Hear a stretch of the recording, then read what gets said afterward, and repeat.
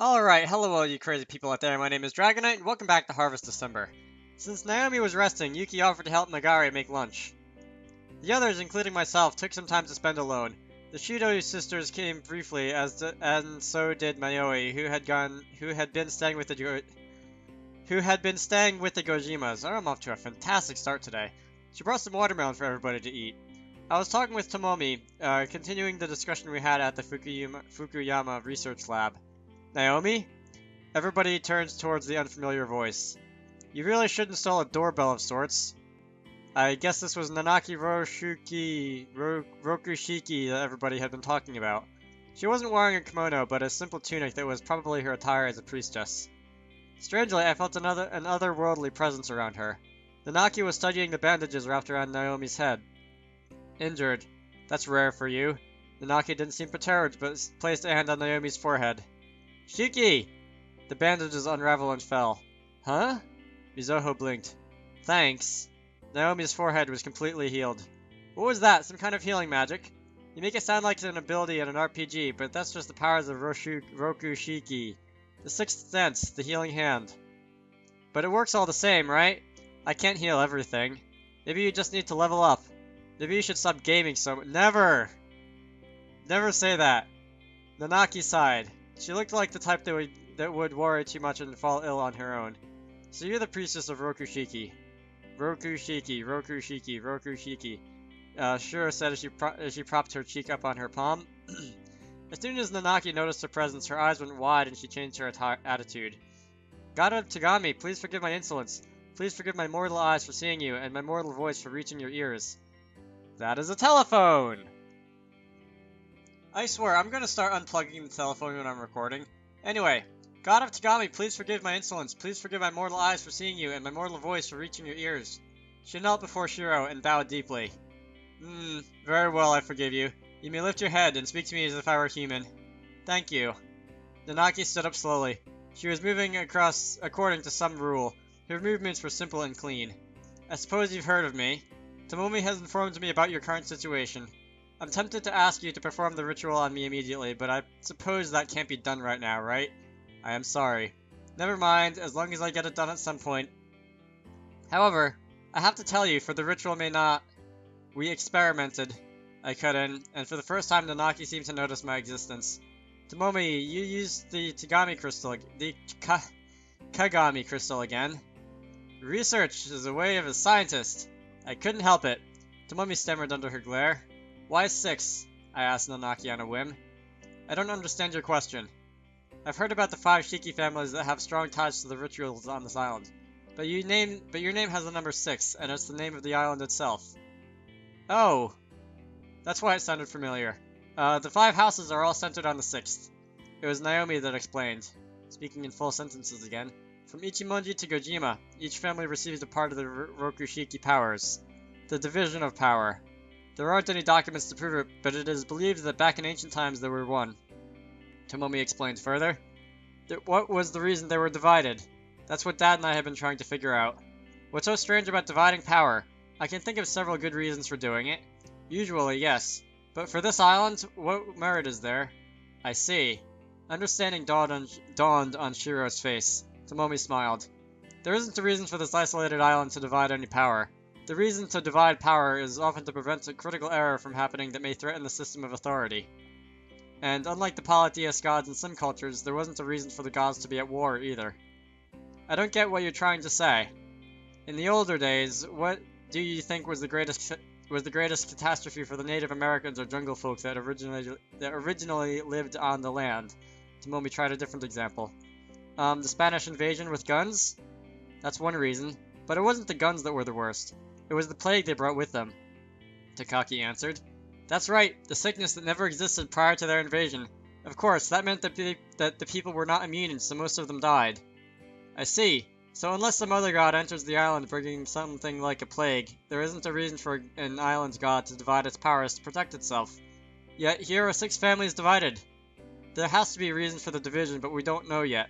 Anyhow, the 6th family, Rokushiki, is the family that binds them all.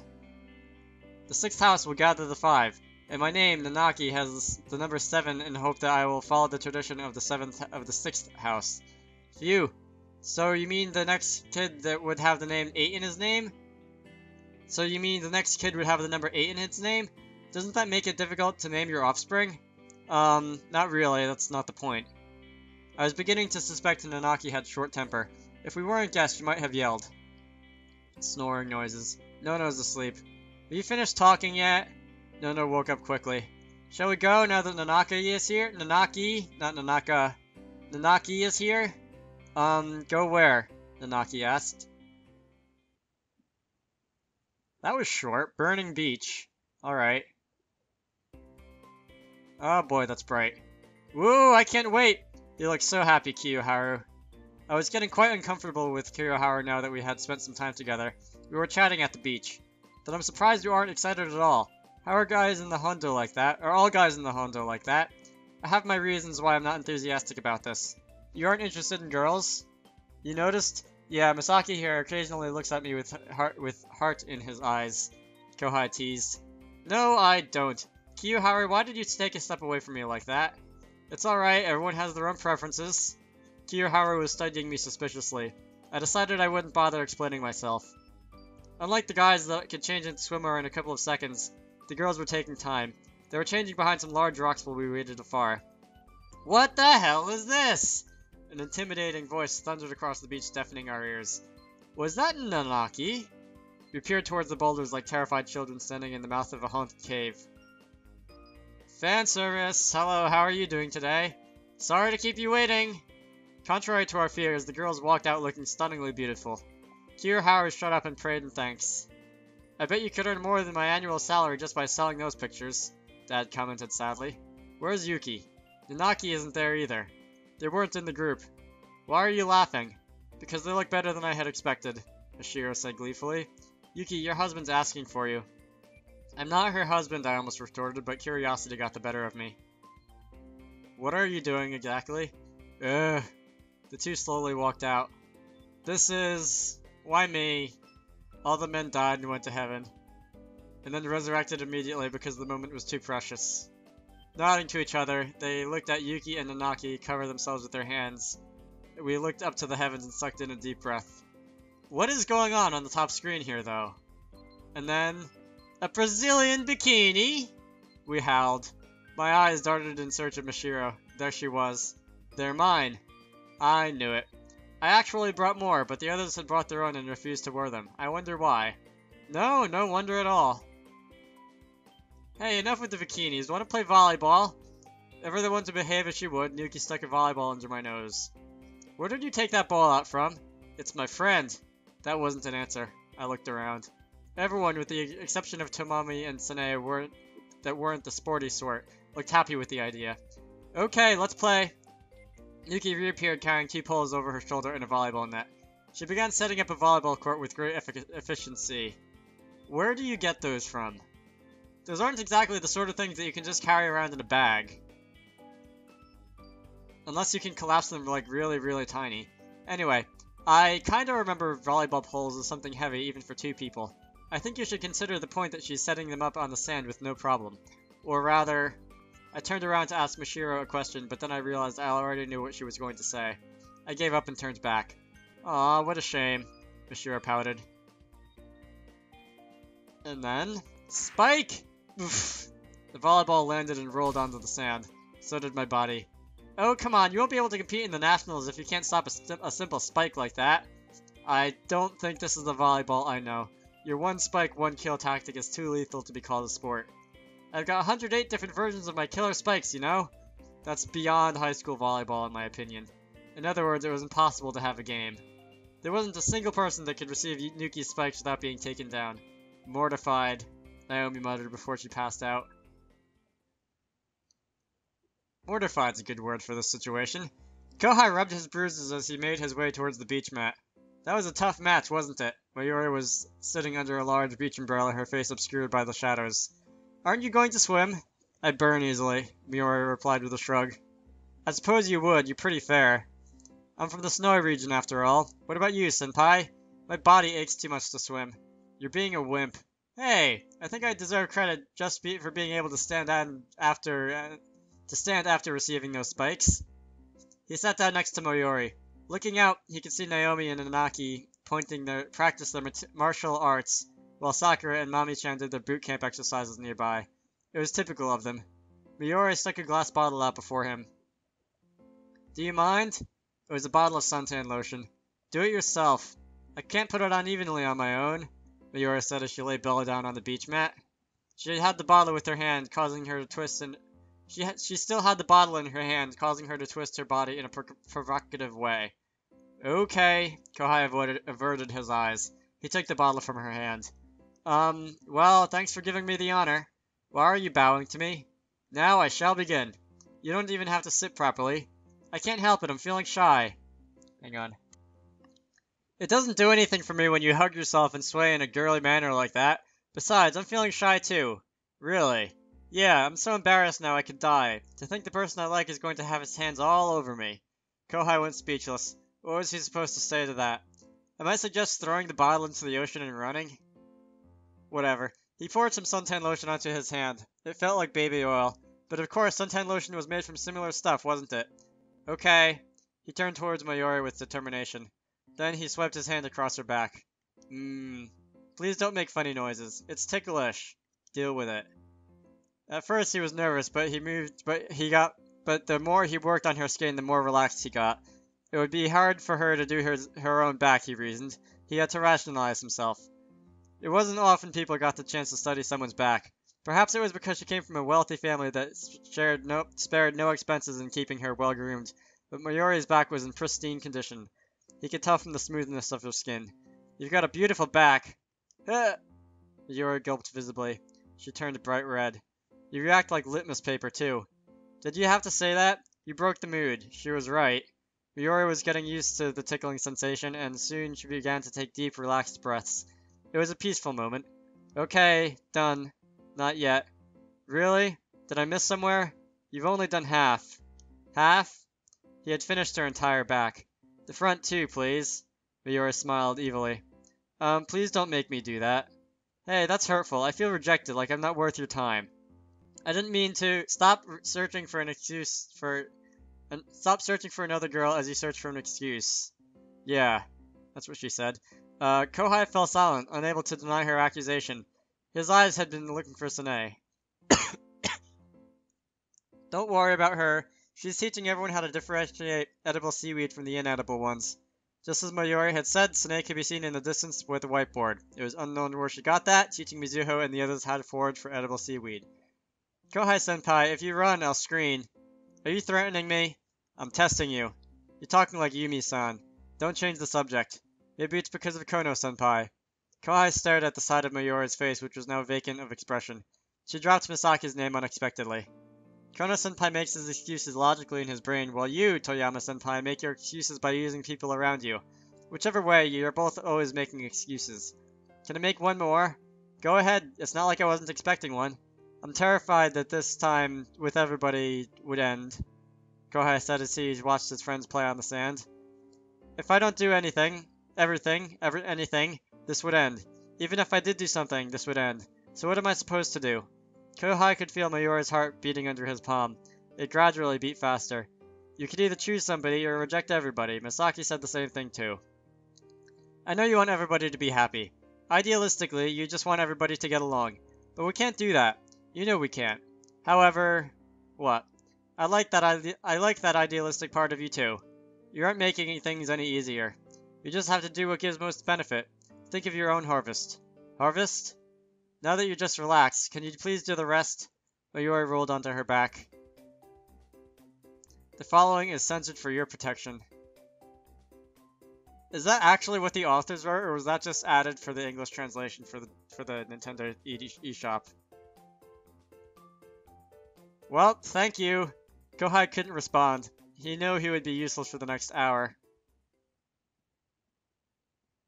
Alright, moving on. After a brief swim, I went for a leisurely stroll on the beach. I found Yuki sitting quietly by the shore. Aren't you going to swim? I can't. I suppose you wouldn't be able to. I sat down next to Yuki, who was curled up in a ball. I turned towards her. Then I noticed the side of her body was completely naked. Why? I don't mind if you looked, Yuki said as she pressed her forehead on her knees. I don't know why, but my face feels hot. Can I touch it? I want to say no, but does it hurt? Did you burn yourself? The sun would be harsh on Yuki's pale skin. It hurts more if you don't touch me. I brushed her cheek with the back of my hand. She was cool to the touch. She looked pained for a moment, but soon returned to her usual placid expression. Shiro was running through the shallow waves, swinging an octopus by its tentacles. That has to qualify as some form of animal abuse. Swinging an octopus by its tentacles in circles above her head. I laughed as I watched her have fun. Then Yuki whispered to me, "You're a part of me. But am I a part of you?" Her words were so vague. They were so figurative, I didn't know exactly what she meant. I don't like it when they don't have the person who's speaking picture on the top screen. Because then I don't know who's speaking. Like, I thought that was Masaki talking the first line on this page. Anyway, they were figurative, and I didn't know exactly what she meant. But still, I thought I had to give her an answer. I'm still figuring it out. Figuring out what? Me. Yuki looked at me with a frown. She needed further explanation. You're here. Shiro's here. And Ao's here. I really don't want to hear about your other woman. She laughed lightly, so I laughed with her. I knew all along if I reach out, I could have any of you. I opened my palm before her face as if I was going to grab it. But I didn't. I keep knocking away your outstretched hands, taking none of them because I was afraid. I need to keep the distance because I was afraid. I could see Yuki's confusion through the space between my fingers. My experience with Ao changed me. It created a defense mechanism that automatically surrounded me until now. Until now? So that's changed? Yes. From now on, I'm going to be the aggressive one. I'm the one attacking. Attacking who? You. I relaxed my hands, then cupped her cheek. We could hear the waves rolling in the back. Yuki stared at me somewhat dazedly. I could feel the warmth transfer from her cheek to my hand. I couldn't believe what I was experiencing now. I had always put up a wall protecting myself from anything intimate. I had always been the one to reject. I would close my mind and avoid anything that could trigger the trauma I had. It kept me strong, but I didn't realize the habit of mine was I didn't realize that habit of mine was my Achilles heel. Shiro had seen right through me. She had known I would break at some point. I had to learn to give and accept. Those were basic social behaviors as a human being. Functioning as a whole, normal human being. To me, that seems like such a difficult thing to achieve. Everybody had weapons I didn't have. They knew how to communicate. They knew how to break down barriers. They knew how to invade. They would invade with their hands, their words, and their warmth. I detested them, but I admired them too. And now, it was time I picked up a weapon of my own. What should I do? I was still clueless. I didn't know how to hold a weapon, let alone how to use it. I could imagine myself standing still for hours trying to figure out the first step to take. And everybody else did it so naturally. What do you want to do with me? I don't know. You're so difficult. She smiled. How did she manage to smile like that? She confused me when she did that. Every time I realized how socially impaired I had become from all the avoiding I did. Whenever I had direct contact with her, I didn't know how to handle it. Let's have a swim. That was me trying to avoid the confusion again. I can't swim. Oh, right. That swimsuit. No, I really can't swim. Huh? Do I have to spell it out for you? I sink. Video title.